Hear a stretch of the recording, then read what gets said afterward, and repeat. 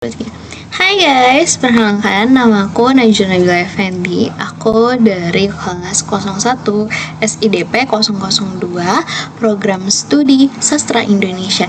Jadi pada kesempatan kali ini aku mau mewawancarai seorang penulis yang memang dia sudah menerbitkan banyak karya, cuman aku terfokus pada satu karya dia namanya Nicholas Hito, karena karya ini tuh bener-bener sangat relate dengan apa yang aku rasa.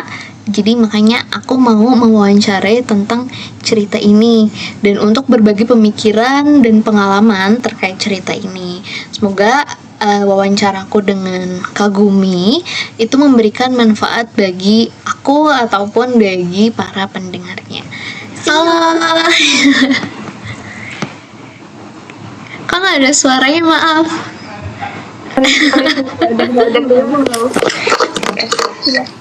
Sudah ada suaranya. Oke, gimana kabarnya? Baik, karena udah libur semester jadi udah tenang. Gimana tuh Kak? UASnya kemarin lancar? Lancar. Alhamdulillah ya lancar. Betul, aku mau memperkenalkan diri aku. Nama aku tuh Najwa Nabila, tapi biasanya teman-teman aku tuh manggil aku Bia.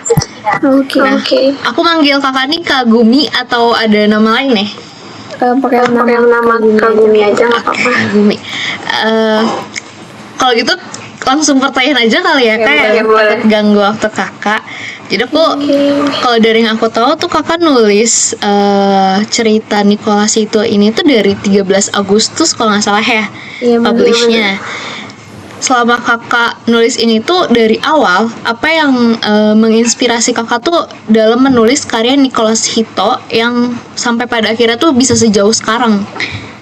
Kalau dari sendiri itu kan emang backgroundnya dari pengalaman pribadi aku di tahun 2024 kemarin ngejar PTN gitu ya. Jadi kayak ini tulisan pertama aku setelah satu tahun lebih kayaknya dihapus. Jadi aku pengen tulisan ini tulisan yang bagus dan bisa menyampaikan apa yang aku alami di tahun lalu. Jadi tulisan yang layak dibaca banyak orang gitu.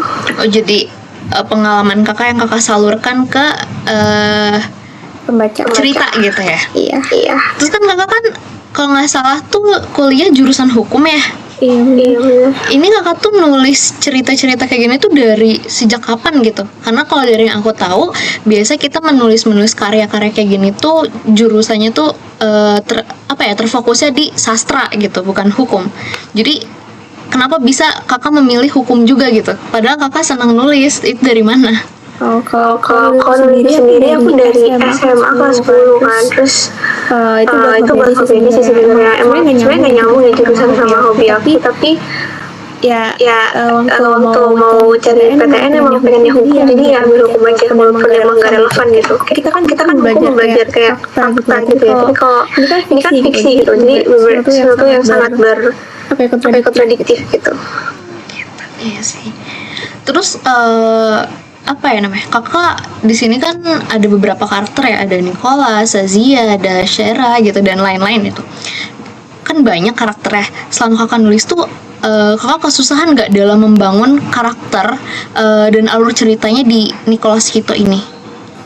Mungkin kalau karakter beberapa emang lagi-lagi aku ambil dari diriku sendiri, terutama si Seira, karena aku nyeritain diriku lewat Seira gitu. Terus kalau misalnya itu ini aku bikin dia kontradiktif sama Seira, jadi aku bikin beda banget sama Seira. Terus kalau misalnya kesusahan buat bikin alur sama bangun karakternya, paling aku benar-benar mikir gimana supaya semuanya masuk akal gitu, dari gimana switch dari hubungan mereka yang baik-baik aja terus jadi konflik, terus baikan lagi konflik lagi. Itu aku bikin semasuk akal mungkin dan menurutku itu lumayan susah karena buat aku emang nulis itu nggak boleh, karena ini fiksi jadi kita bisa ngarang bebas, tapi aku tetap harus stay on the line dan masuk akal gitu. Jadi itu sih menurutku yang bikin lumayan susah. Tapi dari salah satu karakter ini tuh ada nggak yang di real life tuh yang menginspirasi kakak yang akhirnya menuangkan di karakter ini? Misal teman-teman kakak ada yang setipe dengan Nicholas atau yang setipe dengan Sazia gitu? Gak ada sih kayaknya. Karena kalau saya karakter si Shania sama itu ini kan benar-benar ambis banget ya. Sedangkan aku sendiri emang tumbuh di lingkungan yang sebenarnya nggak habis banget, tapi juga aku masih bisa gitu loh ngidupin ambisi dalam diriku. Cuma aku nggak yang di-push gimana sama orang-orang di lingkunganku. Jadi paling sih Seira aja sih yang benar-benar sama kayak aku gitu. Tapi jujur ya Kak, aku selama baca ini juga aku ngerasa relate ke diri aku. Apalagi kalau dibilang ini cerita sedikit, aku punya cowok yang ambisinya juga lumayan gitu ya, tapi nggak seambisius Nicholas gitu. Jadi saat aku baca cerita ini tuh aku merasa relate juga ke diri aku, yang aku melihat Seira yang ada malas-malasnya tapi ada ambisinya juga gitu. Tapi jujur keren Kak, itu bisa relate ke aku. Karena ini banyak ke banyak orang sih setelah aku baca-baca ya, karena mereka mengalami hal kayak gitu juga gitu. Aku juga tahu AU ini tuh waktu pas lewat Reels, itu awal baca tuh pas cerita-cerita pertengahan, jadi nggak dari awal. Pas dari aku baca tuh memang aku tertarik karena ngelihat Seira dengan Hitonya ini gitu. Terus akhirnya aku baca dari awal sampai sekarang. Aku nungguin banget itu update-nya setiap hari. Iya. Terus selama kakak nulis ini tuh ada tantangannya tersendiri nggak sih Kak? Kayak kesulitannya apa gitu? Paling lebih ke nyimbangin nulis sama relasi aja sih, karena ini pertama kali aku udah akhir 1 tahun nih nulis AU. Jadi terakhir nulis AU tuh di 2022 atau 2023 awal gitu, terus nulis lagi Agustus kemarin. Dan ini pertama kali aku nulis AU sambil kuliah gitu di semester 3. Jadi soalnya di situ sih, selain tadi yang bilang kesusahan bikin alur yang masuk akal dan karakternya, yang susah lagi tuh bagi waktunya sebenarnya. Iya sih bener, apalagi harus kuliah gitu ya, semester 3 tugas organisasi terus AU gitu sih. Iya sih bener. Dari AU ini tuh ada pesan yang mau kakak sampaikan gak sih? Aku sampein tuh pengalamanku yang tahun lalu, supaya kayak karena baca kan juga jadi masih SMA SMP gitu. Jadi aku harap mereka tuh nggak mereka lihat perjalananku dan mereka nggak ngulangin apa yang aku alami gitu. Jadi mereka bisa belajar dari situ, dan mereka harus tahu kalau belajar tuh penting gitu. Jangan di akhir-akhir baru belajar, karena itu capek banget sih kalau belajar. Jadi jangan sampai ngulangin kesalahan yang karakter aku lakukan. Dan sebenarnya itu adalah pengalaman pribadi gitu. Iya sebenarnya. Tapi kakak selama nulis ini tuh pernah kayak ada sedikit ngerasa deja vu gitu nggak sih? Jadi kayak mengeluarkan emosional kakak sendiri yang bisa sampai nangis atau gimana? Karena kan tadi kakak bilang cerita ini tuh dari kisah nyata kakak ya sebagiannya gitu. Ada sih karena buat aku bisa nyampein perasaan karakterku tuh aku sampai baca chat-chatku dulu waktu udah nikah, lanjut mandiri, terus aku lihat dokumentasi begitu. Jadi ada banget. Tapi kalau sampai nangis kayaknya enggak sih, cuma lebih ke kayak aku udah ngalamin semua ini gitu loh. Jadi rasanya agak sedih sih, tapi ya gitu lah.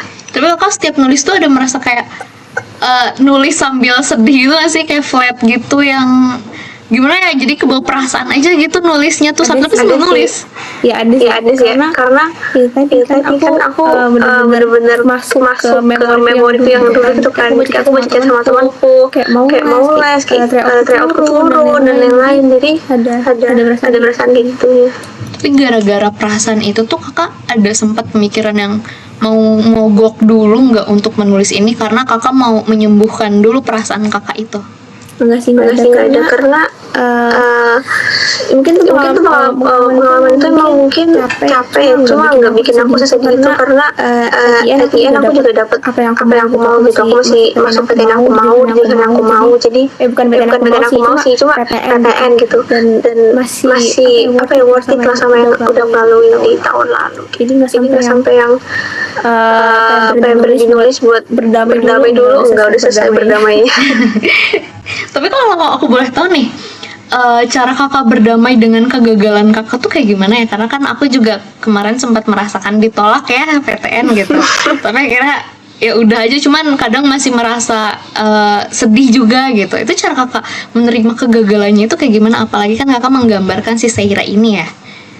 Kalau aku nggak bisa dipungkiri kalau faktor terbesar itu emang dari keluarga aku kan. Jadi kalau aku emang nggak pernah untuk aku jadi ini tuh saat aku gagal pun aku masih sangat amat dihargai dan diterima gitu loh. Jadi nggak sulit sama sekali untuk aku buat menerima kegagalan, dan juga walaupun aku nggak dapet PTN yang aku mau, aku masih dapat PTN yang bagus di top 10 gitu. Jadi nggak apa ya masih oke gitu loh dari apa yang aku alamin gitu. Jadi itu sih. Tapi keluarga kakak tahu nggak kakak nulis cerita ini? Tahu. Terus respon dari keluarga kakak gimana? Kan kalau kita kan tahu ya respon dari para pembaca kakak tuh banyak yang relate gini-gini lah. Tapi kalau misalnya respon dari keluarga kakak sendiri tuh kayak gimana? Atau ada yang komentar yang ngebekas juga nggak buat kakak dari keluarga kakak gitu? Kalau aku mereka sudah aku nulis lagi karena aku udah berhasil nulis tahun lebih kan. Jadi saat aku nulis lagi mereka senang karena mereka udah tahu aku nulis dari kelas 10 gitu kan. Jadi mereka senang karena aku bisa balik lagi. Karena mereka kira aku gak akan nulis lagi gitu aku berhenti nulis itu. Tapi dari kenapa? Mungkin komentaran ngebekas gak ada sih, mereka senang aja ya aku bisa balik nulis dan enjoy semuanya. Tapi dari sekian banyak yang para pembaca cerita kakak nih, salah satunya ada nggak yang ngebekas gitu sampai sekarang di hati kakak yang nyentuh aja gitu? Mungkin lebih ke komen terharu kali ya. Baru dapet kayak 2 hari ini benar-benar mungkin para pembacaku yang masih di sekolah baru selesai rapotan gitu kan. Jadi mereka lapor semua nilainya ke aku gitu loh. Mereka udah bilang kalau karena baca aku jadi nilainya bagus, terus jadi semangat belajar karena katanya keluaran dari karakter yang aku tulis. Terus kayak bener-bener pada dari 1 dan 2. Itu bikin aku senang banget sih. Aku sempat ngebaca sih di IGS kan yang bilang nilainya jadi meningkat. Tapi jujur aku ngebaca cerita ini juga ngebikin aku kayak enjoy kehidupan aku aja gitu. Tapi harus punya ambisinya juga gitu sih.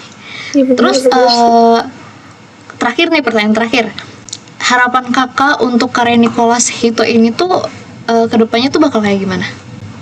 Harapan aku semoga ceritanya bisa ngasih dampak baik yang lebih banyak lagi ke orang, terus disukai lebih banyak orang lagi, apalagi awal tahun depan bakal diterbitin kan, jadi aku harap bisa diterima sama banyak orang dan kasih manfaat sebanyak-banyaknya. Cepet amat dong kan diterbitinnya tahun depan, berarti bentar lagi end. Aduh takut. Masih lama lah. Sad ending atau happy ending ya? Aduh apa ya? Penasaran nih. Jujur aku penasaran sama Sazia loh kak. Kayak Sazia dengan Nicholas tuh kan awalnya kan sama-sama ambisi, tapi lebih ke kayak Sazia dengan papahnya Nicholas. Kalau boleh tahu nih, tapi kalau nggak boleh juga nggak apa-apa. Si Sazia ini tuh dia seambisius ini tuh karena ada dorongan dari orang lain juga, atau emang pure dari diri dia sendiri yang memang seperti itu?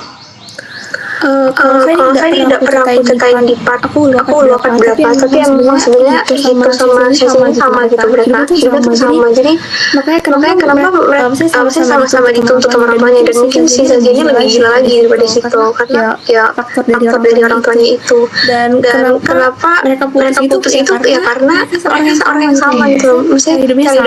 Jadi kalau misalnya situ nyari suatu untuk kabur dari Shazia, mesti kabur dari orang tuanya dan dia nyari di Shazia. Karena sama aja dua-duanya gitu. Jadi berbanding baris tabrakan lah gitu ya. Iya, jadi nggak bisa. Aku takut tiba-tiba Nicholas balikan sama Sazia. Aduh, enggak lah. Itu awal lain ya, itu yang biasanya. Iya, bisa kayak trauma gitu ya. Iya, makanya aku dulu tuh aku sempet juga kan baca-baca AU sering, cuman karena alurnya kayak gitu lagi, misal mantannya ada lagi tuh jadi balik-balik mulu, itu yang bikin aku sebel.